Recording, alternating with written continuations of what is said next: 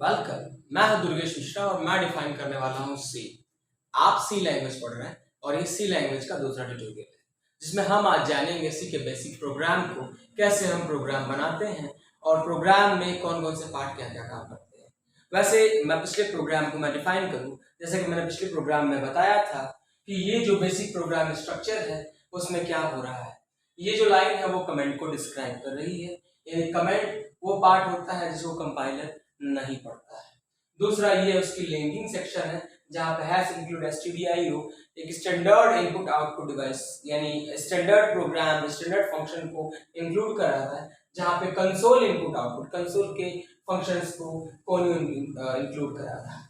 अगला जो है यहाँ पे मेन पार्ट है वर्ड मेन। वर्ड मेन वो पार्ट होता है जो कि प्रोग्राम का मेन कंपोनेंट होता है, जहां पे से कंपाइलेशन स्टार्ट होती है।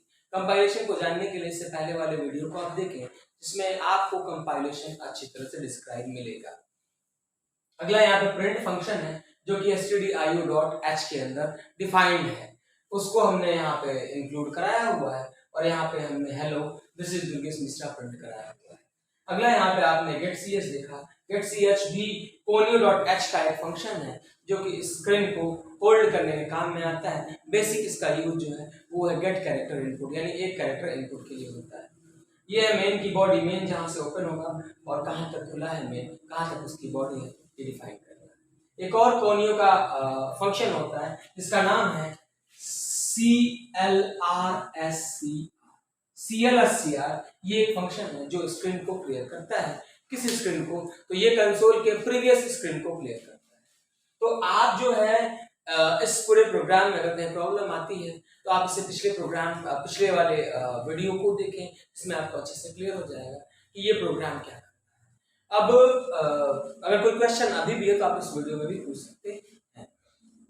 मैं थोड़ा सा और डिफाइन करना चाहूंगा कि क्या क्या हम सी के कंपोनेंट को में इस्तेमाल करेंगे। अगर कोई भाषा बोलनी है तो हमको उस भाषा के कंपोनेंट को जानना बहुत जरूरी है।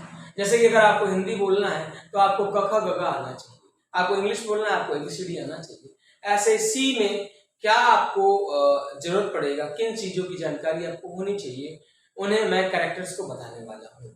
यानी हम पढ़ने वाले हैं सी के कैरेक्टर सेट को, यानी कि वो कैरेक्टर्स जो सी के प्रोग्राम को बिल्ड करने में मदद करेंगे। देखिए सी के प्रोग्राम को बनाने के लिए हमारे पास जो कैरेक्टर होते हैं वो होता है कैपिटल A to Z और स्मॉल a to Z, यानी कि हमारे कैरेक्टर्स होते हैं जो कैपिटल A और कैपिटल Z तक होता है, स्मॉल a और स्मॉल z तक होता है। एक कैरेक्टर और आता है जिसको अंडरस्कोर कहते हैं। अंडरस्कोर मतलब कि आप शिफ्ट के साथ माइनस बटन दबाएंगे तो वो अंडरस्कोर में कन्वर्ट हो जाएगा, जो कि एक कैरेक्टर है। अगला जो सिंबल है वो है हमारा नंबर। सी नंबर का भी इस्तेमाल करता है। किन नंबर का इस्तेमाल करता है? तो सी 0 to 9 तक के नंबर का इस्तेमाल करता है, यानी सी में 0 से 9 तक के नंबर का आप इस्तेमाल कर सकते हैं। मैं इसकी स्लाइड बना के एक वीडियो में आपको दिखा दूंगा। अगला कौन कौन से नंबर आप इस्तेमाल कर सकते हैं? तो दो तरह के नंबर आपको सी में मिलेंगे। पहला आपका होता है इंटीग्रल नंबर। इंटीग्रल नंबर वो नंबर होता है जिनमें दशमलव नहीं होता है, यानी कि 1 2 5 8 100 1000 1 लाख, ये सब क्या है? इंटीग्रल नंबर है। अगर मैं अगला पोर्शन बात करूं तो वो है डेसिमल नंबर। डेसिमल नंबर वो नंबर होते हैं जो कि 0 to 9 के बीच में होते हैं। सॉरी, डेसिमल नंबर वो नंबर होते हैं जो कि दशमलव वाले नंबर होते हैं, पॉइंट वाले नंबर होते हैं। जैसे 2.5 एक डेसिमल नंबर है, इसको हम फ्लोट नंबर या रियल नंबर भी कहते हैं। तो हमने देखा कि सी में दो तरह के कैरेक्टर सेट हमने देखे। पहला कैरेक्टर देखा, दूसरा नंबर देखा। आप स्पेशल सिंबल्स का भी इस्तेमाल कर सकते हैं, प्लस माइनस मल्टीप्लिकेशन डिवीजन, ये स्पेशल सिंबल्स हैं। अगला जो आप कंपोनेंट है वो है आपका एस्केप सीक्वेंस का भी इस्तेमाल कर सकते हैं। लाइन चेंज करने के लिए /n /t/b जैसे कैरेक्टर्स का इस्तेमाल कर सकते हैं। मैं डिफाइन करता हूँ एक बार बोर्ड के ऊपर।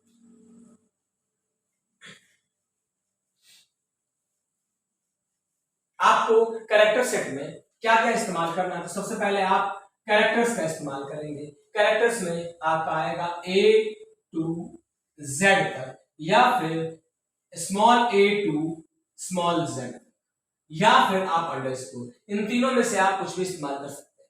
अंडरस्कोर यानी कि ये मैं ब्रैकेट लगा देता हूँ, नीचे अंडरस्कोर होता है। अगर आप माइनस का इस्तेमाल करते हैं तो ये बीच में आ जाएगा, तो ये अंडरस्कोर है, एक कैरेक्टर होता है। अगला आप क्या इस्तेमाल कर सकते हैं? दूसरा आप नंबर इस्तेमाल कर सकते हैं। नंबर यानी कि 0 to 9, जितने भी नंबर आपको मिलेंगे वो 0 to 9 इन्हीं के बीच में होंगे। ये हमारे इंटीग्रल नंबर है जिसमें दशमलव नहीं होता है। अगला जो नंबर है वो है हमारा 2.5, 0.5, 29.5। ये सारे के सारे हमारे रियल नंबर है, फ्लोट नंबर है। ये नंबर जिनमें दशमलव होता है उनको रियल नंबर कहते हैं। अगला जो हमारा कैरेक्टर है वो है हमारे स्पेशल सिंबल्स या सिंबल्स। तो सिंबल्स जो है वो है हमारा exclamation, underscore, plus, minus, multiplication, division, greater than, less than और भी बहुत सारे कंपोनेंट यहाँ पे आपके मिल जाएंगे। इसी और भी आपको ऑपरेटर्स यानी सिंबल्स आपको मिल जाएंगे। अगला हमारे पास जो कंपोनेंट सी के प्रोग्राम में इस्तेमाल होता है उसको हम एस्केप सीक्वेंस कहते हैं या स्पेशल कैरेक्टर के नाम से हम उनको जानते हैं। स्पेशल कैरेक्टर में जो हमारे कंपोनेंट आते हैं बहुत सारे हैं, मैं कुछ को डिफाइन करता हूं। जैसे कि आपका स्लैश एन हो गया, आप न्यू लाइन के लिए इस्तेमाल करते हो स्लैश एन का, यानी कि अगर आप स्लैश एन इस्तेमाल करते हो तो लाइन आपकी चेंज हो जाएगी। ऐसे ही बैक स्पेस के लिए इस्तेमाल करते हैं स्लैश बी, वो एक कैरेक्टर आपको बैक स्पेस करके दिखाएगा यानी कि डिलीट करके दिखाएगा। अगला आपका जो सिंबल है वो है स्लैश टी, यानी कि वो एक टैब आपको प्रोवाइड करेगा। टैब मतलब कि अगर आप स्पेस बार प्रेस करते हैं तो वो एक स्पेस होता है, 5 बार स्पेस बार प्रेस करेंगे तो वो 5 स्पेस हो जाएगा। अगर आप एक टैब दबाएंगे तो आपको 5 बार स्पेस बार प्रेस करने की जरूरत नहीं पड़ेगी, 5 स्पेस ऑटोमेटिकली वो ऑक्युपाई करेगा। ऐसे ही आपके पास स्लैश ए होता है जो कि बी अलर्ट के लिए होता है। इससे बी बजता है मदरबोर्ड पे, अगर आपके स्पीकर होगा तो वो जरूर बजेगा। ऐसे ही बहुत सारी चीजें हैं स्केप सीक्वेंस में, हम आगे इसे स्केप सीक्वेंस में पढ़ेंगे। एक छोटा सा एग्जांपल मैं डिफाइन करता हूं स्केप सीक्वेंस के ऊपर। अब एग्जांपल क्या है, तो सिंपल प्रोग्राम आपको बनाते रहना है। मैंने एक प्रोग्राम बनाना है, आप टर्बो सी अगर इंस्टॉल किए हो, ना इंस्टॉल किए हो तो आप पहले लेक्चर में जाएं, वहां पे टर्बो सी कैसे आपको इंस्टॉल करना है, कैसे चलाना है बताया गया है। यहाँ पे आते हैं, यहाँ पे देखना है तो मैं एक बेसिक प्रोग्राम बनाता हूं, hash include include stdio.h, hash include conio.h, void void main। देखिए void main जो है इसका कोई भी हेडर नहीं होता, इनको हम हेडर फाइल भी कहते हैं। stdio.h को, conio.h को, ये हमारे हेडर फाइल है। तो मेन का कोई हेडर फाइल नहीं होता। आप बिना, अगर कोई पूछे कि मेन की हेडर फाइल क्या है तो कोई भी मेन का हेडर फाइल नहीं होता। मेन खुद ही सुपर है, इसको कॉल करने के लिए किसी भी हेडर फाइल की जरूरत नहीं, कंपाइलर इसको ऑटोमेटिकली कॉल कर देता है। यहाँ पे आते हैं, मैं प्रिंट कराना चाहता हूं, मैं आउटपुट लिखता हूं यहाँ पे, मैं ए और B and A B C यही मैं प्रिंट कराना चाहता हूं। अगर आप इसको सिंपल वे में प्रिंट कराएं तो कैसे कराएंगे, अगर आप लिखते हैं PRINTF प्रिंट एफ, ए को प्रिंट कराना है, डबल कोट में लिख दें ए तो वो ए को प्रिंट कर देगा सिंपल वे में। अगर आप ए बी को प्रिंट करना चाहते हैं तो आप लिखेंगे PRINTF print f A space B, तो वो ए बी को प्रिंट कर देगा। लेकिन अगर ऐसे आप लाइंस लिखते हैं तो आपको आउटपुट मिलेगा ए बी, लाइन चेंज नहीं होगी। यहाँ पे देखिए लाइन चेंज करना, मुझे ए बी दूसरे लाइन में ले आना है, यानी आउटपुट में मुझे ए बी नीचे चाहिए। इसके लिए मैं एस्केप सीक्वेंस स्लैश एन का इस्तेमाल करूंगा। यहाँ पे अगर आप स्लैश एन लगा देंगे तो अगला जो प्रिंट होगा वो लाइन चेंज करके होगा। तो यहाँ पे आपने किया है तो अगला ए जो है वो लाइन चेंज करके यहाँ पे प्रिंट हो जाएगा, फिर बी प्रिंट हो जाएगा। अगर आप चाहते हैं बीच में थोड़ा सा स्पेस मिले तो आप यहाँ पे लगा सकते हैं स्लैश टी एक स्पेस आप में डाल देगा और यहाँ पे आप बी को प्रिंट करा देंगे, तो ये बी आपका प्रिंट हो जाएगा। अगला आप चाहते हैं ABC प्रिंट कराना तो आप एज इट इज ऐसे ही लिखेंगे PRINTF प्रिंट एफ व्हाट, तो स्लैश एन लगा लें। स्लैश एन यानी नीचे वाली लाइन में मुझे ABC को प्रिंट करना है, क्या है A slash T B slash T and ये आउटपुट हटाता हूं मैं C। ये आपका आउटपुट जो है वो जनरेट क्या करेगा, वो सिंपल ये जो आउटपुट है वो आउटपुट बना देगा गेट ch। कभी भी ये नहीं सोचना है कि गेट ch जो है वो स्क्रीन को होल्ड करता है। गेट ch एक ऐसा मेथड है, एक ऐसा फंक्शन है जो कि एक कैरेक्टर इनपुट लेने के बाद से स्क्रीन को छोड़ देता है। तो ये एक बेसिक प्रोग्राम है जो ABC को प्रिंट कर रहा है। यानी कुल मिलाकर मुझे प्रिंट एफ में एस्केप सीक्वेंस का एक एग्जांपल दिखाना था जो कि आपके सामने अवेलेबल है। अगला जो है मैं छोटा सा एक और प्रोग्राम बनाऊंगा कैसे हम इसमें प्रिंट कराते हैं, कैसे क्या करना है, एक छोटा सा एग्जांपल वेरिएबल के ऊपर मैं दूंगा। देखिए आगे क्या है कि प्रोग्राम में बहुत सारे कॉन्सेप्ट्स आते जाएंगे, बहुत सारे कंपोनेंट आते जाएंगे जिनका हम यूज करेंगे। उसमें एक कंपोनेंट है वेरिएबल। वेरिएबल का मतलब होता है वेरिएबल, वेरी मतलब कि चेंज होना और एबल मतलब कि चेंज होने वाली चीजें, वो कंपोनेंट जो वैरी हो जाए। जैसे कि आपके सामने अगर एक गिलास पानी रखा जाए तो वो गिलास जो है वो वेरिएबल है, यानी कि उसमें अभी एक गिलास पानी है, हो सकता है आधा गिलास आप पी गए, आधा गिलास बचेगा। ऐसे ही आप उसमें दूध डाल दीजिए, चेंज हो जाएगा, वैरी हो जाएगा। तो वो कंपोनेंट जिनकी वैल्यू वैरी हो जाए that is the variable. Changeable is known as variable. अब वेरिएबल हम प्रोग्राम में कैसे बनाएंगे, कैसे मानेंगे? वेरिएबल का यूज यहाँ पे हम किसको स्टोर कराएंगे, तो मैं एक छोटा सा एग्जांपल लिखता हूँ। मेरे पास एक वैल्यू है 2 एक वैल्यू है। 2 मीन्स आप 2 कोई भी कंपोनेंट ले सकते हैं, हो सकता है किसी का रोल नंबर हो, लेकिन ये है कहाँ पे स्टोर हो रहा है। तो मैंने यहाँ पे लिखा है x इक्वल्स टू 2। तो ये जो है, अब देखिए अगर आप मैथ से इसको जानेंगे, अगर आपने मैथ्स पढ़ा हुआ है तो आपके लिए x बराबर है 2 के, ये इसका मतलब निकलेगा। लेकिन अगर आप इसे प्रोग्रामिंग लैंग्वेज में इंप्लीमेंट करते हैं, प्रोग्रामिंग लैंग्वेज में से डालते हैं, तो यहाँ पे इसका मतलब हो गया कि ये 2 जो है वो x में इनिशियलाइज हो गया।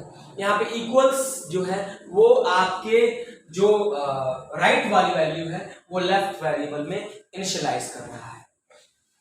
ऐसे ही मैंने लिखा है कोई वेरिएबल है y इक्वल्स टू, यहाँ पे लिखा है a and z equals to, जो भी आपने लिखना है 2.5, ये मैं वैल्यू डाल रहा हूं। यहां पे जो देखेंगे आप x, y and z, these are the variables, ये हैं वेरिएबल्स और ये उसके ऑपरेंड्स हैं या वैल्यूज हैं जो वैल्यू स्टोर कर रहा है। तो एक वेरिएबल जो है वो क्या वैल्यू स्टोर कर सकता है हम देखते हैं।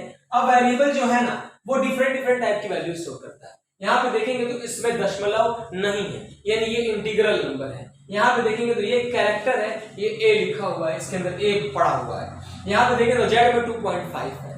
तो ये जो वेरिएबल है वो डिफरेंट टाइप की वैल्यू ले रहे हैं। अब ये वेरिएबल कैसे ले रहे हैं, कैसे वैल्यू लेंगे, ये हम देखेंगे। थोड़ा सा वेरिएबल को और डीपली हम जान लेते हैं। देखिए हमारे पास एक वेरिएबल, इसका नाम है a। मैंने a में 2 वैल्यू डाल दिया है, a के अंदर 2 है।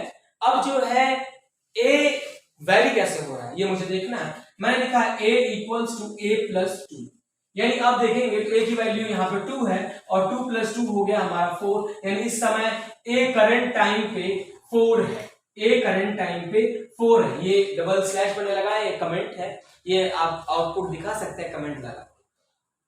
अगर मैं लिखा a equals to a plus a, यानी a प्लस a, अब a में कितनी वैल्यू है 4 है, तो 4 इंटू प्लस 4 इंटू प्लस 4, 4 4 8 और 4, तो हमारा हो गया 12। तो ये जो है a की वैल्यू हो गई यहाँ पे 12, a हो गया हमारा 12। तो a देखे कैसे वैरी हो गया है।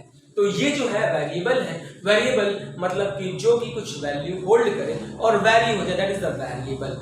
अब क्या है, वेरिएबल क्या वैल्यू होल्ड करेगा, वेरिएबल क्या वैल्यू हमको देगा या इनपुट लेगा, ये डिफाइन करने के लिए हम इस्तेमाल करते हैं उसके टाइप का। यानी वेरिएबल बनाते समय हमें उसको टाइप भी देना होता है कि वो किस टाइप का डेटा स्टोर करेगा। फिलहाल हम टाइप पढ़ने के लिए अलग से एक लेक्चर बनाएंगे जिसमें हम टाइप पढ़ेंगे। एक बेसिक एग्जाम्पल मैं देता हूँ जो बेसिक डेटा टाइप के ऊपर है। तो इंटीग्रल यानी कि बिना दशमलव वाले नंबर को हम इंटीग्रल कहते हैं, और इंटीग्रल के लिए एक कीवर्ड बना हुआ है इंट। ये फिक्स है कि हमको इंटीग्रल वेरिएबल बनाने के लिए हमको int लिखना पड़ता है। अब मैं लिखता हूं इंट a, तो a एक वेरिएबल। अभी इसकी डिफिनीशन क्या बनती है, इसकी डिफिनीशन कंप्यूटर मेमोरी में क्या बनेगी, तो कंप्यूटर की मेमोरी में a एक लोकेशन का नाम है। देखिए ये रैम पे क्या करेगा, रैम पे मेमोरी बनती है, a एक लोकेशन का नाम है। रैम पे एक लोकेशन लिया जिसका नेम क्या है, जिसका नेम है a। क्लियर है, वो नेम क्या वैल्यू स्टोर करेगा। यहाँ पे मैंने इंटीजर लिखा हुआ है, इंटीजर मतलब कि वो वैल्यू जो कि 0 to 9 की वैल्यू स्टोर करे, दशमलव स्टोर ना करे। यानी it can't be store floating point number, ये इंटीग्रल स्टोर करेगा। इंटीग्रल का कुछ अपना रेंज होता है कि कितनी वैल्यू वो स्टोर कर सकता है, वो इतनी वैल्यू स्टोर करेगा, 32767 वैल्यू स्टोर करेगा। यानी कि अगर a में मैं वैल्यू स्टोर करता हूं a इक्वल्स टू 32767, तो ये वैल्यू तो स्टोर हो जाएगी। लेकिन अगर मैं 32768 कर देता हूं तो ये वैल्यू स्टोर नहीं होगी, इसको वो गार्बेज में कन्वर्ट कर देगा। तो A can store 1, A can store 2, A इतनी वैल्यू तक स्टोर कर सकता है, उससे ज्यादा वैल्यू स्टोर नहीं करेगा, उससे ज्यादा स्टोर कराएंगे तो वो गार्बेज में कन्वर्ट कर देगा। तो पहला उसका नेम हो गया, दूसरा उसका टाइप हो गया, दूसरा हो गया उसका टाइप, वेरिएबल में उसका टाइप होता है, तीसरा उसका रेंज हो गया, रेंज हो गया, रेंज जो है यानी कि वो कितनी रेंज तक वैल्यू स्टोर करेगा। यहां पे इंटीग्रल का एक साइज भी है, साइज भी है, वो 2 बाइट और 4 बाइट होता है। क्यों होता है हम आगे के वीडियोस में देखेंगे। तो ये इतना जो है, अब इंटीजर में एक वैल्यू भी आपने स्टोर कराई है, आपने सिर्फ 32 स्टोर कराया है, 32, तो इसका एक वैल्यू भी है 32 VALU वैल्यू, तो वैल्यू भी यहाँ पे स्टोर है। इतना अगर आप देख लेते हैं, ये जो पूरा पूरा आपको कंपोनेंट मिल रहा है, यहाँ पे टाइप हो गया, यहाँ पे वैल्यू हो गया, यहाँ पे उसका नेम हो गया, यहाँ पे साइज हो गया और ये रेंज हो गया, ये पूरा पूरा एक वेरिएबल होता है, ये पूरा पूरा एक वेरिएबल होता है। तो वेरिएबल मतलब कि इतनी चीजों के कॉम्बिनेशन से हम वेरिएबल को बनाते हैं, जहां पर हमारा ए एक वेरिएबल है। ऐसे डिफरेंट डिफरेंट टाइप के डेटा टाइप होंगे जिनको हम डेटा टाइप के लेक्चर में पढ़ेंगे। इन वेरिएबल का इस्तेमाल वैल्यू को स्टोर करने के लिए हम करेंगे। डेटा टाइप में हम जानेंगे कैसे कैसे क्या वैल्यू स्टोर कराते हैं। तो आज के लेक्चर में हम इतना ही रखते हैं, वेरिएबल क्या होते हैं, वेरिएबल के बारे में हमने जाना। Thanks for watching. आप हमारे लेक्चर को ऐसे ही देखते रहें, अगर अच्छा लगे तो सब्सक्राइब करें और शेयर करना ना भूलें। मैं हूं Durgesh Mishra, thank you, bye bye.